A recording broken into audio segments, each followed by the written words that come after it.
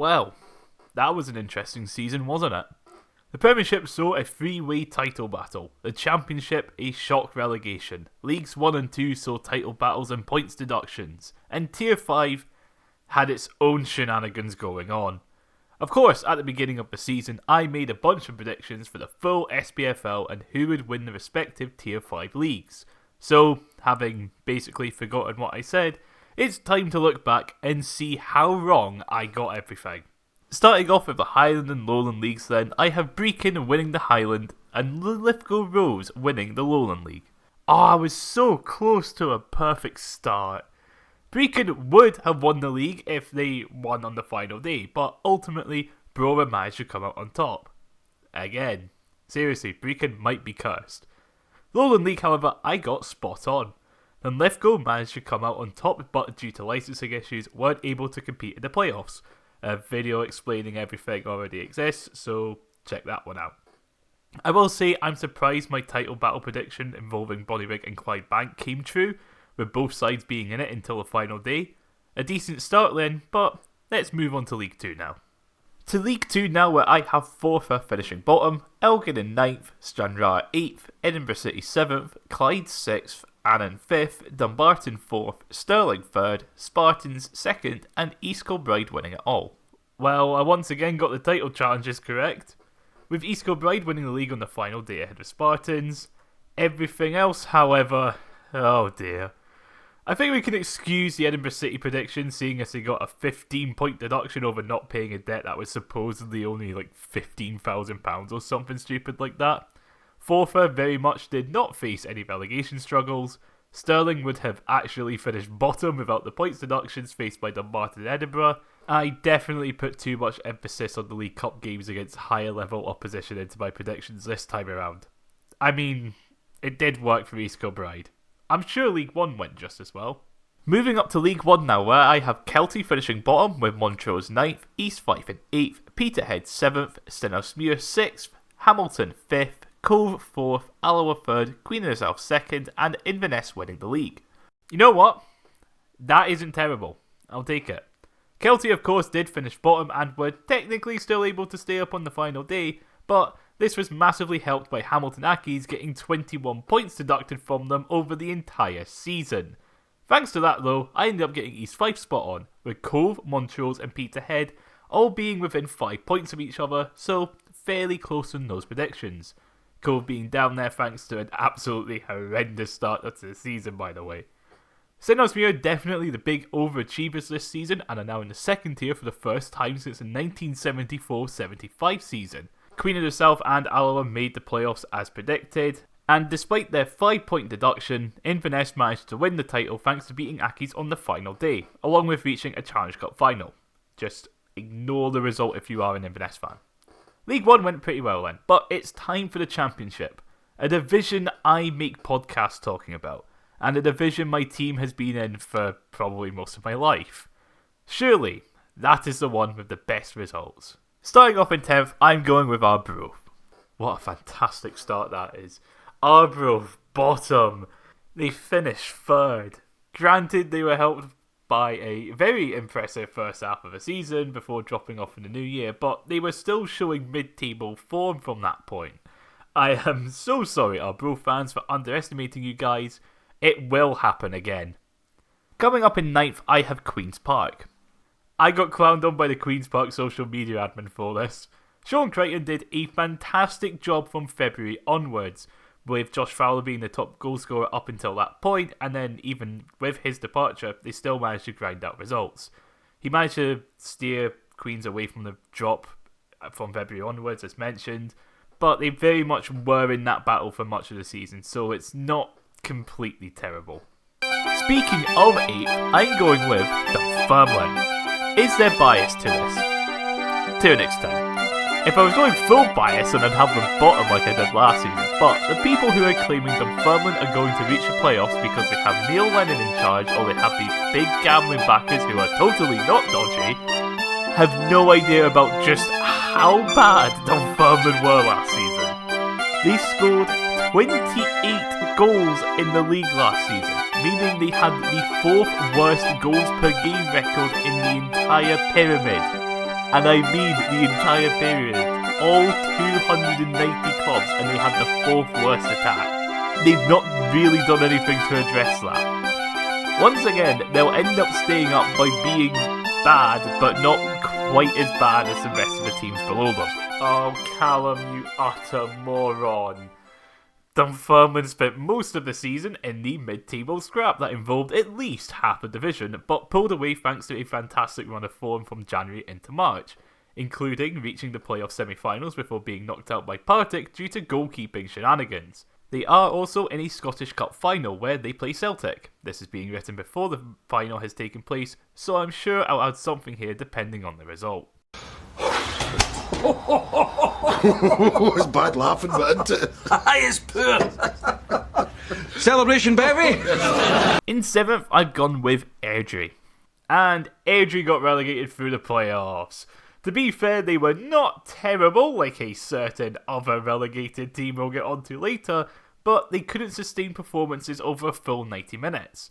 Under Aaron Taylor-Sinclair, they were in that sort of mid-table form area, but again, their start to the season was a complete mess, with Rhys McCabe leaving early on, and then being replaced with Danny Lennon for 2 months, who got 2 points from 8 games or something like that. 6th place now, and we have Morton. Well, I was right about them being fine. Just. Morton took it to the final day to confirm safety, with Ian Murray's men almost sleepwalking into the relegation playoffs. They didn't go on some mad unbeaten run, unless you want to include the 1 million draws they got to start off the season as one. But yeah, again, Morton, they're just there. 5th place, and just missing out on the playoffs, I have Partick Thistle. It just keeps getting worse, doesn't it? Thistle were in a title battle for much of the season, and have just drawn 1-1 with St Mirren in the playoff final. Needless to say, I have been boinged. Because you see, you're here forever. Don't forget, you're here forever. In 4th place, I'm going with my own team, Raith Rovers.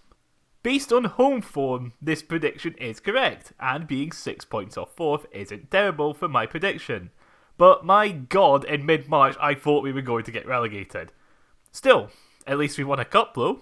I don't care that it's a Challenge Cup, a trophy is better than nothing. Of course, this was completely scuppered by the fact we scored 9 goals away from home all season, and my Barry Robson prediction about being competent, that did not come through at all, did it? Moving on to 3rd place now, where I have Scott Brown's Ayr United. And we're back to being terrible. At least I said they wouldn't be in a title fight. Whilst the signings were impressive on paper, they just never really clicked. Ayr were in 4th for much of the season, but collapsed in the early new year, with Scott Brown being sacked following a 3-0 loss away at Raith Rovers, before they eventually finished 7th under John Rankin. Gary Naismith from Stenhousemuir is coming in, however, so it would be interesting to see if they make a return to the playoffs. Well, in 2nd place, I have Ross County. Right, nobody can hold me to this. Everyone predicted Ross County to be in the top 2. Except seemingly Kieran Ashton, who had them 4th. Somehow his prediction was optimistic. My last video was on Ross County, so yeah, they get a full review there. This, of course, leaves St Johnstone as champions. Finally, I get one right for the championship. Whilst not as smooth sailing as they would have liked, St Johnstone were well and truly the best team in the league this season. My prediction about Jamie Gullen being a good signing was correct, and I don't have to deal with threats from a certain Twitter user. Maybe this uptick in form can continue for the Premiership. On to the Premiership now, where finishing bottom and returning to the Championship, I have Livingston. Yeah, this was just such an easy choice. I don't think we have to spend too much time on Livingston. I mean, they did, 33 games in a row without winning? This was bound to happen. Finishing 11th next, I have Dundee. Prisley Ball proves another doubter wrong. A win against Celtic, away win at Aberdeen, a point at Ibrox, Derby wins. Fair play, Elvis.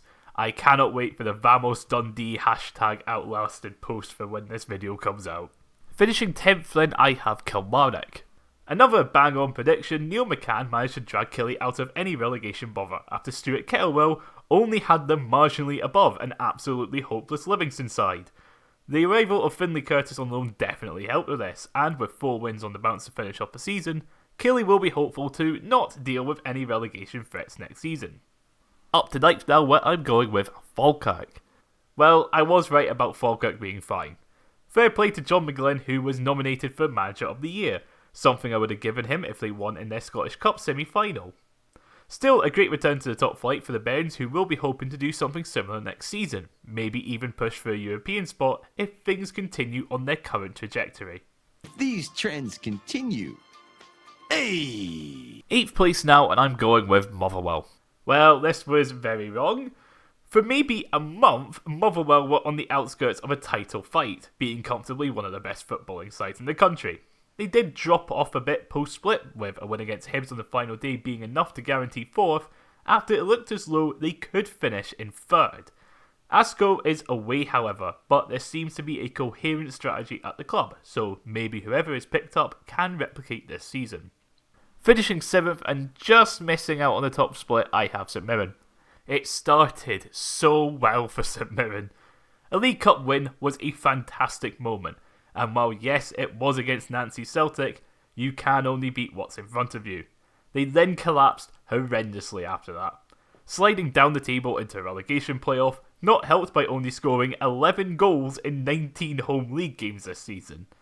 In 6th and missing out on Europe, I'm going with Dundee United. Missing out by just a single spot, Dundee United weren't great but not terrible. Never challenging the European places, never in any relegation trouble, just sort of there. Still managed to beat Celtic twice though, which was quite funny. In 5th and returning to European football, I have Hearts.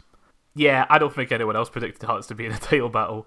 Whilst they cruelly missed out this season, with the way Tony Bloom's other teams have gone, I doubt this is going to be a one-off. European football to juggle with this upcoming season may bring them out of any title fight, but the foundations are seemingly already there to become a consistent top 3 side, something we haven't seen since Aberdeen in the 80s. In 4th, I have Scottish Cup winners Aberdeen. Speaking of Aberdeen, they were terrible. The league form from the second half of last season continued. They easily could have lost to a Raith Rovers team that is completely incompetent in front of goal away from home in the Scottish Cup before being put out by Dunfermline. They were very much involved in a scrap to avoid the relegation playoffs. This has ended up being the Dons' worst season in about 15 years. Worth it for a cup win last season, I suppose. 3rd place then, and I have Hibs. I think in any other season, this would have been a fine one for Hibs. They finished 1 point off of last season's tally, but ended up dropping 2 positions and aren't confirmed European football as of the time of writing. Just a really weird one to judge. It's just kind of good, but circumstances make it look worse. 2nd place, I'm going with Rangers. Rangers were 2nd going into the split and were very much the informed team from when Danny Röhl took over, looking to win a title which was arguably in their hands. They completely collapsed, losing their first 4 post-split games to finish 3rd. Considering where they were after Martin left, it is a disappointing end, but it could have been so much worse, especially if Motherwell had kept up their form. Speaking of Celtic, I have them once again winning the league. I've won, but at what cost? I even wrote Celtic off a few months ago after I defeated Dundee United. A run of 5 wins post-split, including 2 late goals against Hearts on the final day, has seen them win the league, along with many other late goals, some totally not causing any controversy around referees. In what was so close to being a disastrous season, Celtic have still managed to come away as champions again.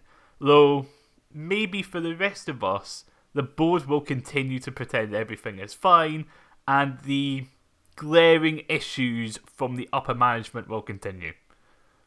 Overall then, outside of a championship where I imagine my podcasting rights have been revoked, they weren't that bad.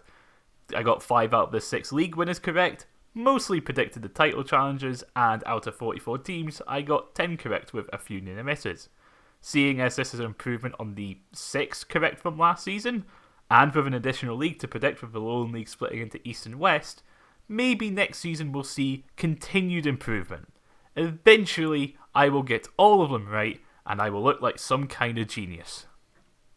It'll get worse, won't it?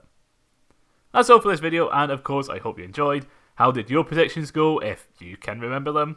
Did you make any bold predictions that came off, or failed spectacularly? Let us know in the comments below.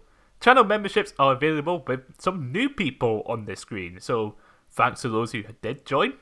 Of course, liking, sharing and subscribing are all appreciated, and I will see you in the next video. Bye.